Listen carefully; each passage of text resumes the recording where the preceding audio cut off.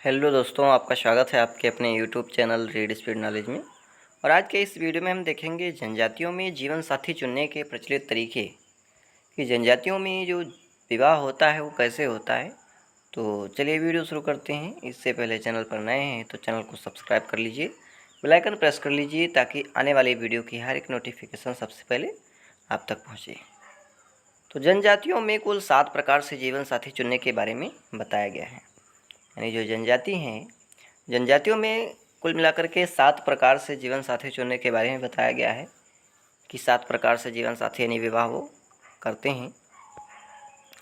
किंतु भारतीय जनजातियों में जीवन साथी चुनने के निम्नलिखित 8 पद्धतियाँ पाई जाती हैं। यानी भारतीय जनजातियों में 8 पद्धति होती है और वैसे तो जनजातियों में 7 तरीके होते हैं विवाह के, जिसमें पहला है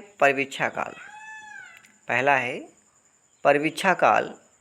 तो इस प्रकार के विवाह में होने वाले वर और वधू, नहीं परिवीक्षा काल में क्या है कि इस प्रकार के विवाह में होने वाले वर और वधू को एक दूसरे को भली बात समझने के लिए एक दूसरे के साथ रहने का अवसर प्रदान किया जाता है। यानी एक दूसरे को समझने के लिए, जानने के लिए एक साथ में रहने का अवसर प्रदान किया जाता है वर और वधू को। यदि वे उस परिवीक्षा काल के पश्चात विवाह करना चाहते हैं तो उनका विवाह कर दिया जाता है। यानी इस परिवीक्षा काल में जब उनको एक साथ रहने का मौका दिया जाता है, इसके पश्चात वे यदि विवाह करना चाहते हैं तो उनका विवाह कर दिया जाता है। लेकिन दोनों यदि अनुकूल न होने की दशा में पृथक हो जाते हैं तो युवक को कन्या के माता पिता को हर्जाना देना पड़ता है। कहने का अर्थ है कि वर और वधू को एक साथ रहने का मौका दिया जाता है, एक दूसरे को समझने के लिए, यौन संबंधों को समझने के लिए और जानने के लिए। और इस परीक्षा काल के पश्चात यानी जो उनको समय दिया जाता है, उस समय के पश्चात यदि वो विवाह करना चाहते हैं तो उनका विवाह कर दिया जाता है। लेकिन किसी कारण से भी यदि वो दोनों एक दूसरे से पृथक हो जाते हैं तो युवक को यानी जो वर है उसे वधू के माता पिता को हर्जाना देना पड़ता है। विवाह की यह प्रथा केवल असम के कुकी जनजाति में पाई जाती है और यह विवाह की जो प्रथा है, परिवीक्षा विवाह है, यह विवाह असम के कुकी जनजाति में पाई जाती है। और अब अगला देख लेते हैं। अगला है अपहरण विवाह। इस प्रकार के विवाह पद्धति में पुरुष बलपूर्वक स्त्री को छीन कर ले जाता है और उसे अपनी पत्नी बना लेता है। इस प्रकार के विवाह में क्या होता है कि जो पति होता है यानी पुरुष होता है, बलपूर्वक स्त्री को छीन ले जाता है और अपनी पत्नी बना लेता है। समाज द्वारा दोनों को विवाहित मान लिया जाता है और यदि पुरुष स्त्री को बलपूर्वक छीनने में असफल रह जाता है तो वह अविवाहित ही रह जाता है और उसे पुनः प्रयास करना पड़ता है। और अब अगला देख लेते हैं। अगला है विनिमय विवाह। इस प्रकार के विवाह में पुरुष जिस स्त्री से विवाह करता है उस स्त्री का भाई उस परिवार की दूसरी स्त्री से विवाह करता है। यानी कहने का अर्थ है कि इसमें क्या है कि इसमें विनिमय किया जाता है, स्त्रियों का विनिमय किया जाता है। यानी हमारी स्त्री आपके घर, आपकी स्त्री हमारे घर, ऐसा इसमें विनिमय किया जाता है। विनिमय का नियम लागू है। इसमें होता क्या है कि जो पुरुष स्त्री से शादी करना चाहता है तो जिस स्त्री से शादी करेगा उस स्त्री का भाई उस शादी करने वाले पुरुष के घर में कोई स्त्री होनी चाहिए, तभी वो शादी हो सकती है, अन्यथा नहीं हो सकती है।